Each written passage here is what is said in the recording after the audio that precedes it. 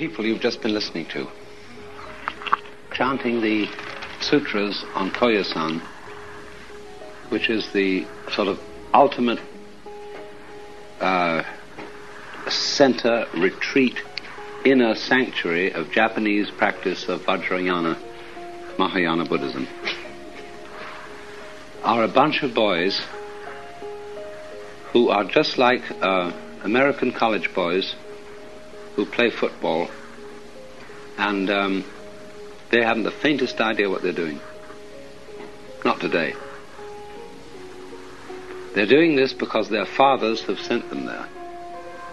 Their fathers own temples, and they've got to carry on their father's tradition, because after all the family business has to go on.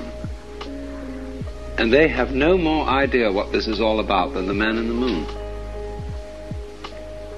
And you and I can sit here and we could get swinging with this music, we could dance to it, and we could go very far out on it, which was what you were originally supposed to do. And for them it's a chore.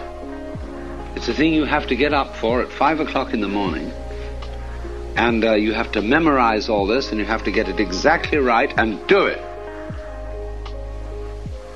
And they've completely forgotten what it was all about. But it was originally there.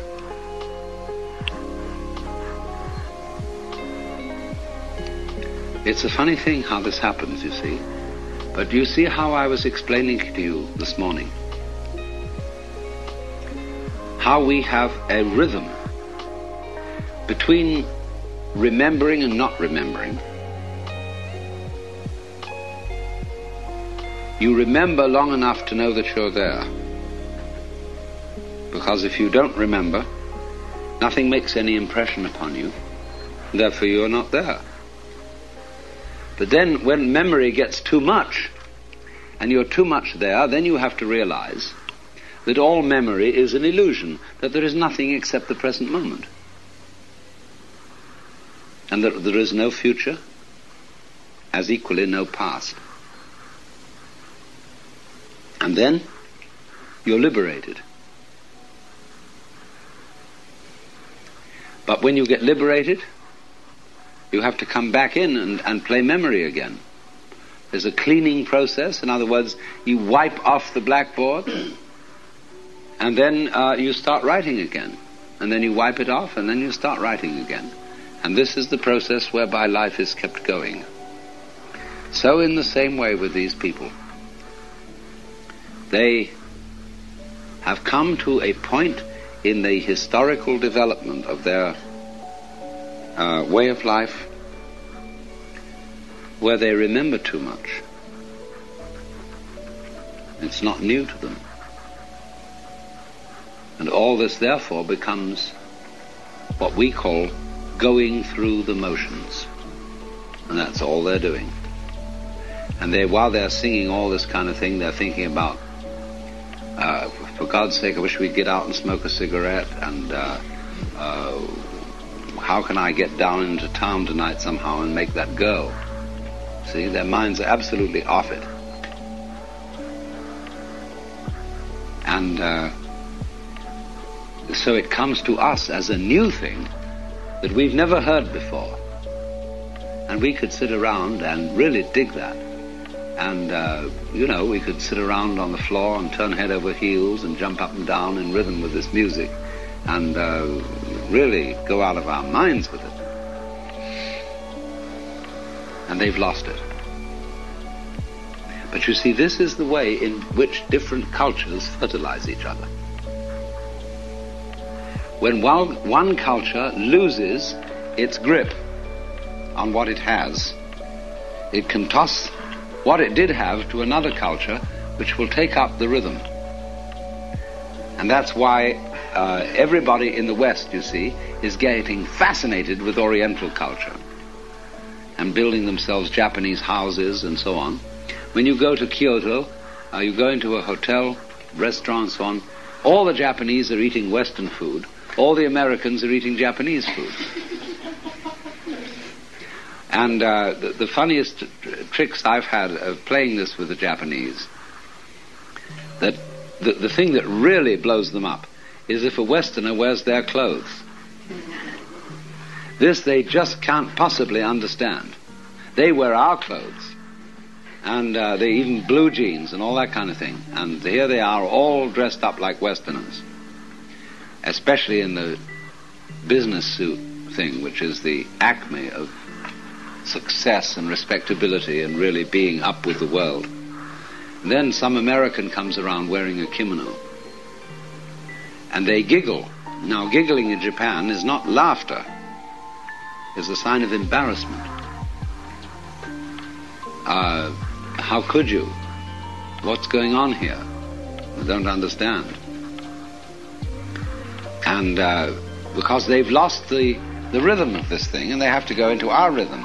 Now, we, in the meantime, will get into their rhythm and delight in tatamis on the floor, kimonos, tea ceremony, the Buddhist religion, chants, gongs, and so on, and we'll get an entirely new thing out of that, just like they got it from China in the first place.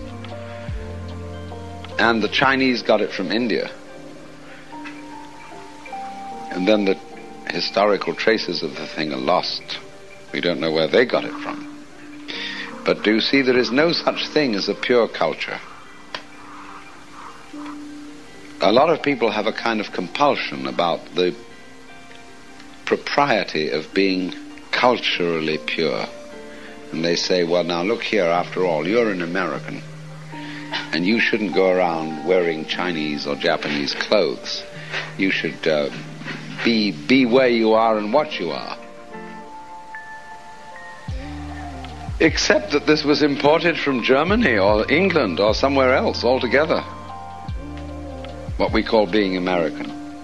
There is no such thing. Nobody has anything that is absolutely original and genuine. It's all borrowed. All originality is borrowed.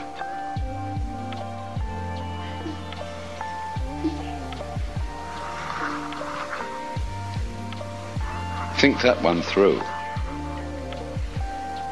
Really think it through. Everybody is in debt to someone or something else. Who helped you on in life? You know, you had a parent, you had a father and mother, and they put themselves out so that your life is in a way borrowed and you're in debt. And if you really think through how you got into business and made your living, somehow you're in debt. And yet, on the other hand, you have to claim that you're responsible, you put energy into it, you started it. And so this is the same paradox that I was talking about this morning, that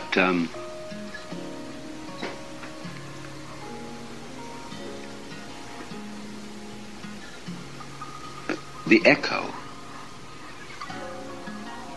which is memory, is simultaneously what tells you you exist and what traps you. So in the sense that it tells you you exist, it's an advantage. To the extent that it traps you, it's a debt. You're in debt. You should be thankful. Somebody gave it to you. Ultimately, in the Judeo-Christian tradition, the Lord God did it all for you, and you should be thankful. And say, anything bad that I did was from me. Dear God, anything good that I did was from you. You see? What a marvelous mix-up that is. But all I'm saying is this: there is a point in all this development where you have to say to people, please come off it. In other words, these boys here in Koyasan, I was aching to know enough Japanese to say to them, do you realize what a great thing you have here? Couldn't you possibly enjoy it for a few minutes? And let's get together and all join hands around here and go through this again, these sutras, and really make it. But instead of that they're going boom, boom, boom, boom, boom, and they think it's I don't know what they think it's all about. Just the same way, I suppose I could play you a recording of British choristers singing at King's College Chapel in Cambridge. Beautiful, you know, with those gorgeous voices. They're little boys. And they're doing it because they know that's what they have to do.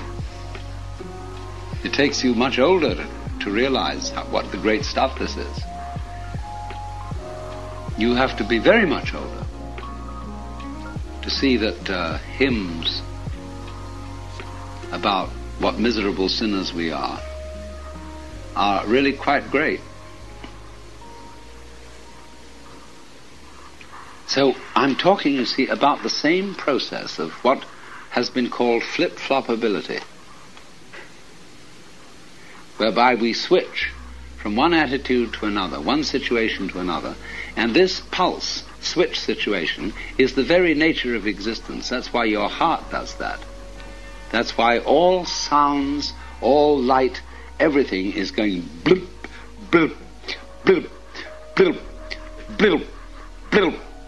See? And so, because of that bloop, you know you're here. Well, now, to round off this whole seminar on Mahayana Buddhism, I have to bring up one further subject altogether. We've discussed, you see, we started out at the very beginning with solid emptiness, which was the Madhyamika doctrine of complete letting go of all opinions, of every kind of psychological and intellectual and spiritual security, because there's nothing you can grasp. We next went on to the Vijñapti Matra school, which is that everything is in your mind. And I showed you the difference between that and Western subjective idealism. That mind means something different in the Orient than it does in the West, because matter means something different. Matter in the Orient means form, shape, outline, structure, rupa in Sanskrit. And so mind means not the opposite of matter, exactly, but in a way, what we would call the most material thing there is. And so the diamond is used as the image of the mind, because the diamond is harder than all other materials and can cut everything else, and is completely transparent. So this is their image of the mind, whereas our image of the mind tends to be the opposite of the material, to be, instead of hard, something that you can wave through like air. Their image of the mind is the diamond. And then we've gone on from that point to see the Avatangsaka philosophy of the complete interdependence of all things in the universe. That is to say, that from any grain of dust you can reconstruct the whole universe. Because any given grain of dust, every discarded nose picking, every hair on a mosquito's wing, anything you can think of, exists only in context with everything else. So that you could, if you knew enough, reconstruct the whole universe from this discarded nose picking or whatever it was. See? That's called Jiji Muge, the complete interdependence of everything. Then we have been working now with the idea of Tantra, of the web of the inner meaning of sexuality, and therefore of attachment or detachment. How those people who say, well, you shouldn't get involved with the girls, that's being attached and it's not spiritual. And those people who say, on the other hand, you should get completely attached. I've been trying to show how this game has its own inner meaning. So finally, we've got to come round to one form of Mahayana that I haven't really discussed at all, to complete the whole scene, which is what is called the School of the Pure Land. And this is the most popular form of Mahayana Buddhism in the Far East. In China, in Japan, everywhere. The multitudes go for this kind.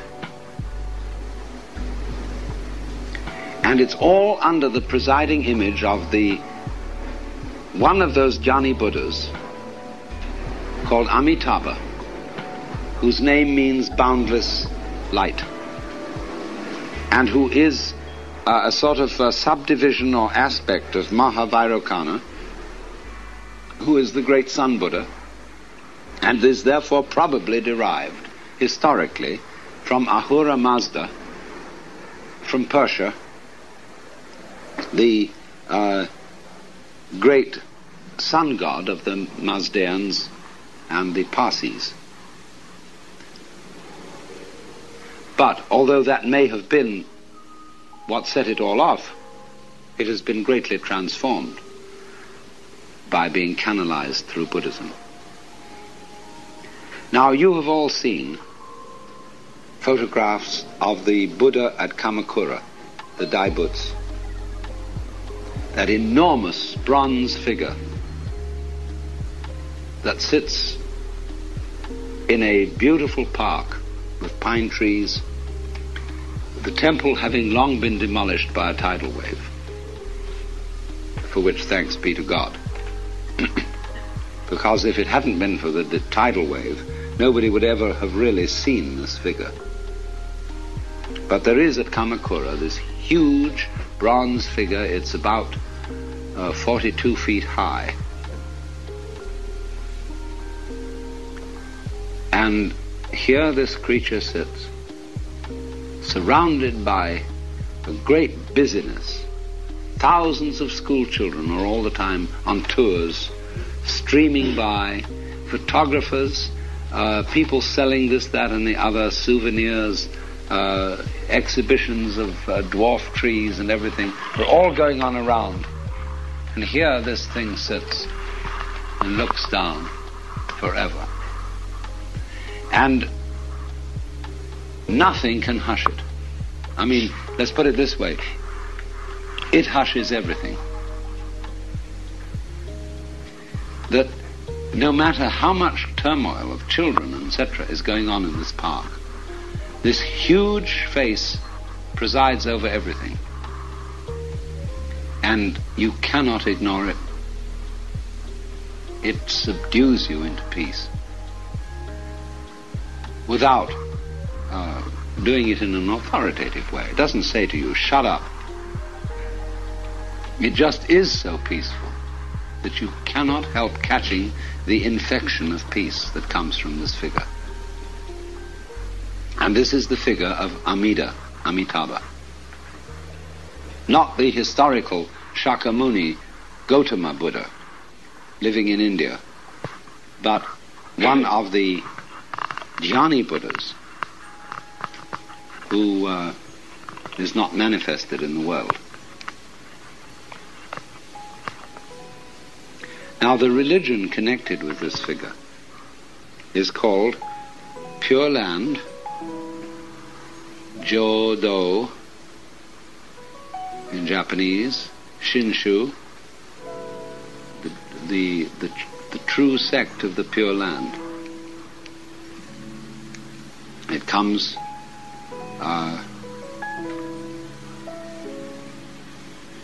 again, the origins are always in India. But the Japanese, under the genius of Honen and Shinran, who were medieval Buddhist saints, developed their own special variety of it. And this is a very strange religion. because it takes its basis as follows. We are living now in the most decadent period of history. That's what they say. And this comes back from the Hindu idea that this is the Kali Yuga. This is the end of time, where everything is completely fouled up. And this started in about 3000 BC. February the 23rd, 3023 BC, the Kali Yuga began. And it's got to last yet for 5,000 years. And then everything will fall apart. The universe will disappear out of sheer failure. So that now, nobody can be virtuous. Because everybody who tries to be virtuous in this epoch of the world is merely showing off. It's not really pure. It's just pretending you're virtuous. It's a big act. In other words, so you give money to charity, not because you really love the people you're giving money to, but because you are under a sense of guilt and you feel you ought to. And therefore, because of that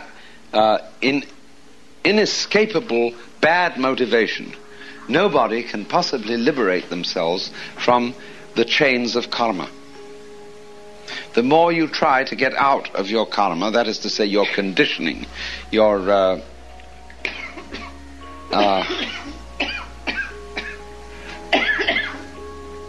bondage to your past, the more you simply get yourself involved in it. And therefore all human beings living in the end time of the Kali Yuga, or what the Japanese call Mappo, are just hopeless. Hopelessly selfish. So in this predicament, you cannot rely on jiriki, that means your own power, to get out, to get liberated from self. You have to rely on tariki, which is the power of something else altogether than you, something quite different.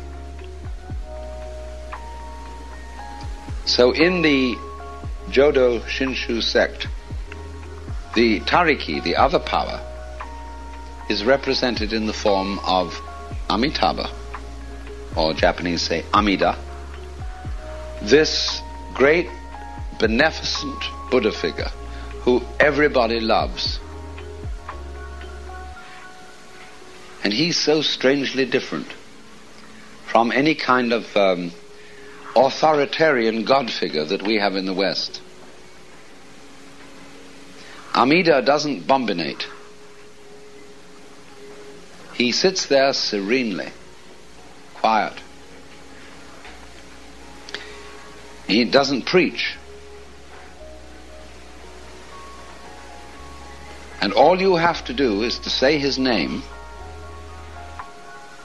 in the formula Namu Amida Butsu, which means Namu, name, Amida Butsu, of Amida Buddha. Namu Amida Butsu. And all you have to do is to say that formula, and after death you will be reborn in a special paradise called Sukhavati, which is Jodo, the Pure Land, where becoming enlightened is a cinch.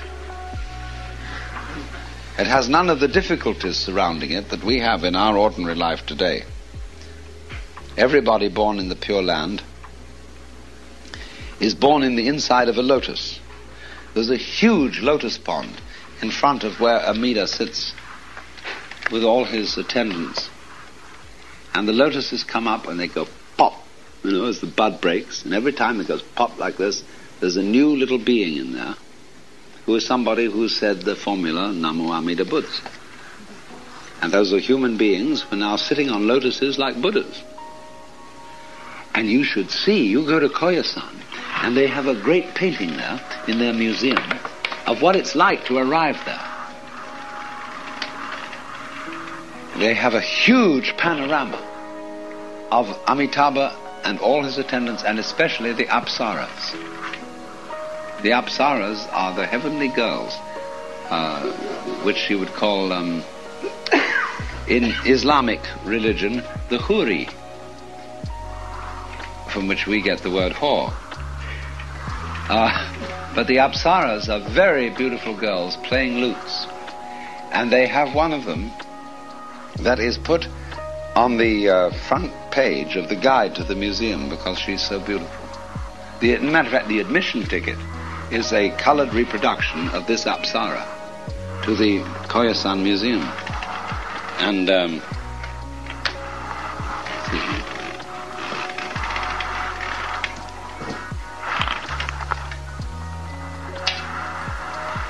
And she is a girl playing a lute,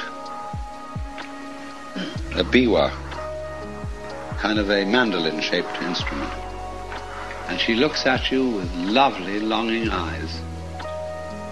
And so, this is welcome to Amida's paradise, where you will all sit on lotuses and be Buddhas without any difficulty.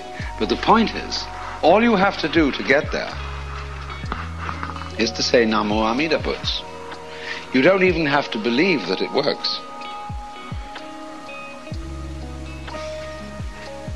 Now that is the religion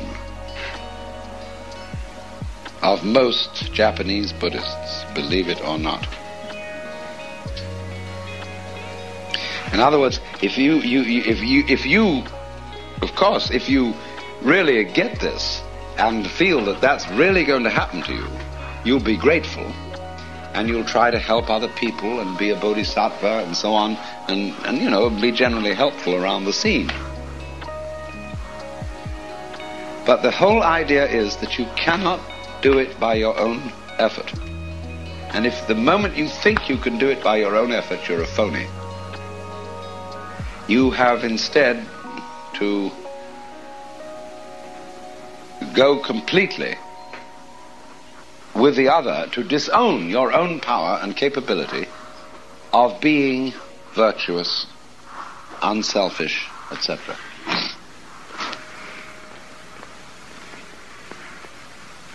So then, this kind of religion develops a peculiar kind of saint. And they call these people Myo Konin. Myo means wonderful. Ko means fine. Nin means man or person. There can be a woman, Myo Konin. It is not sexually restricted to men. So a Myo Konin is a very special kind of character. There are stories told about Myo Konin. There is one, for example, a traveling man who comes to a temple during the course of the night and walks in, and he takes the sacred cushions on which the priests sit and arranges them right in the front of the altar and goes to sleep. In the morning, the priest comes in and says, "What's going on here?" And the Myo Konin looks at him and says, "Oh, you must be a stranger. You don't belong to the family."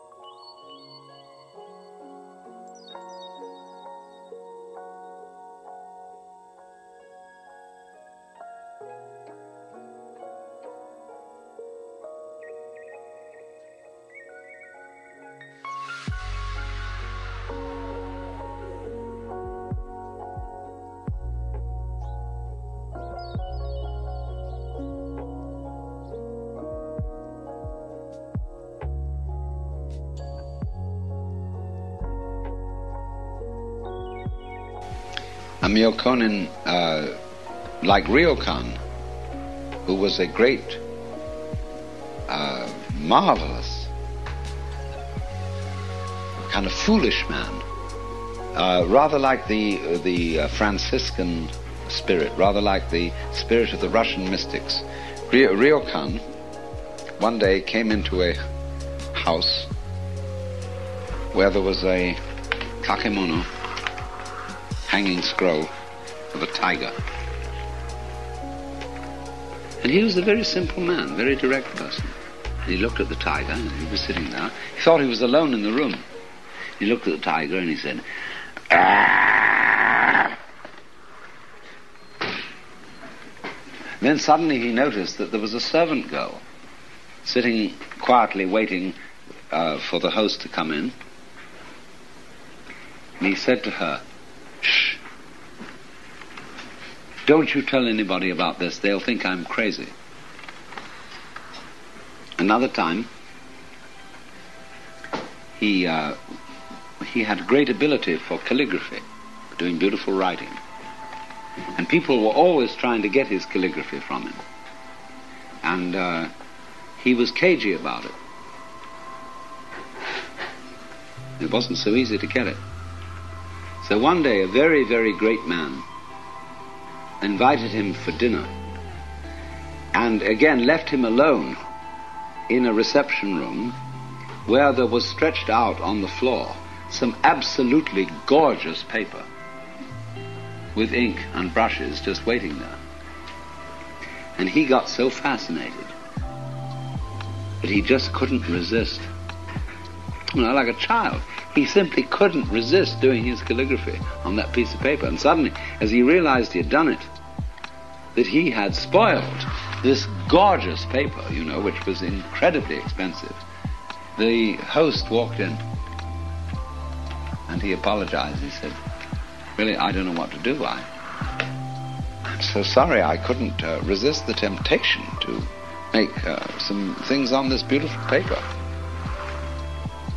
And the host said, "Oh, please don't worry about that," because he had now possessed himself of a priceless object of art. This man's work today sells for thousands and thousands of dollars.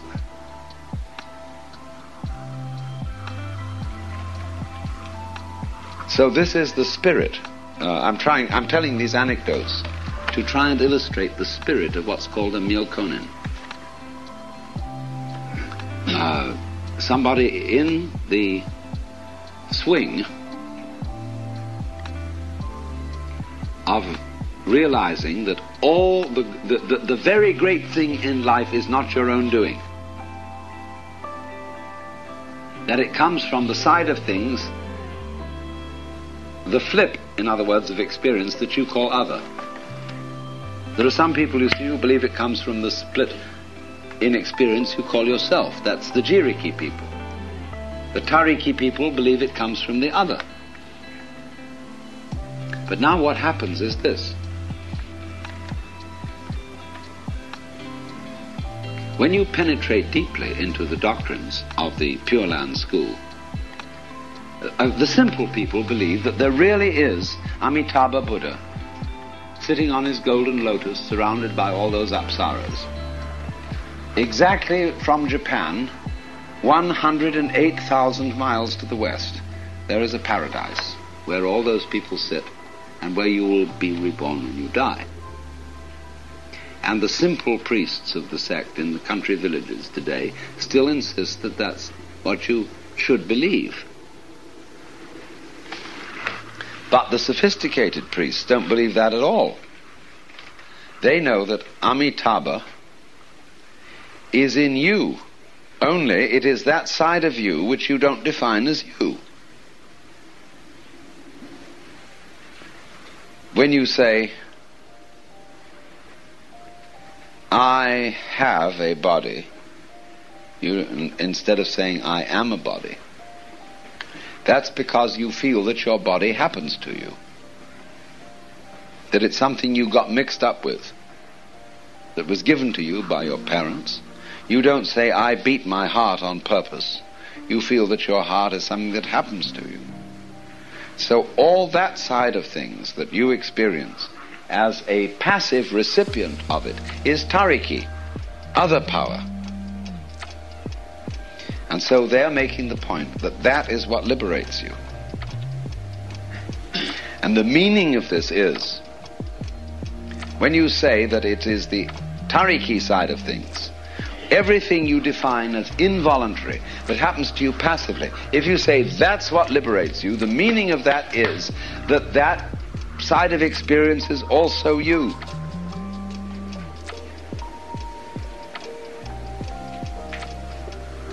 In other words, the sky is blue, but you are bluing it. And you're doing it with your nervous system, which has a certain structure, as a result of which the light coming through air looks blue, because it does so in terms of your nervous system. But you are bluing that sky. Only you are interpreting that activity as something which you don't do, but that just happens to you. So a person who gets completely hung up on the idea that he doesn't blue the sky, that there are certain things he does on the one hand, and they are a rather small, restricted group of events, but on the other hand there's a huge set of circumstances which happens to you, and you disown that and say, I'm not responsible for it. Therefore, as a result of saying you're not responsible for that, you become its victim. And you start objecting to it, and you play the game that this was all put on me. So this way of Buddhism is to teach you that what is put on you saves you. And if you will just get with that and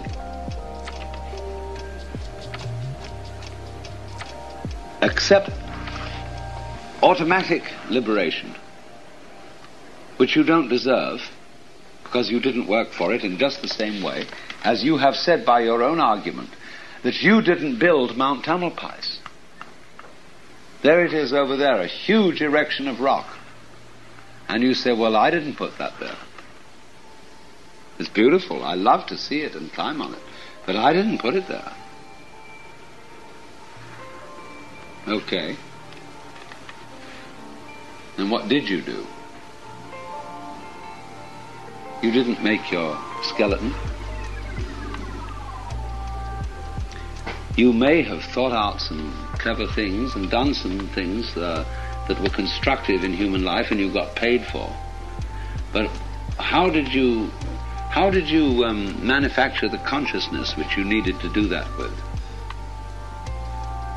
How did you train your fingers? You know, you can with these dexterous thumb-finger meeting instruments do all kinds of skillful things. But how did you arrive with a hand like that? And you say, well, I don't know, I'm fearfully and wonderfully made. God gave me these fingers.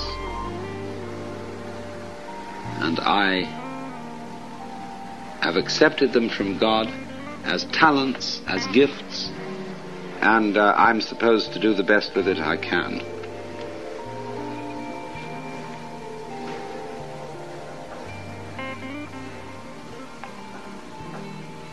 But in all this, who are you? Who is the recipient of these gifts? Well, of course, nobody would ever think there was a gift unless there was a recipient. Just as nobody knows there's a sound unless there's an echo. Just as nobody knows there's I'm here unless you're here. It's all the same duality. And all these dualities are basically a non-duality. That is to say, they are one process under the surface, diversified. So then, in this kind of Buddhism, which is called Tariki, the Buddhism of faith, we come to exactly the same conclusion that the Jiriki people come to. In Zen, which is Jiriki, you work it out by yourself, damn you. You know, you grit your teeth and you meditate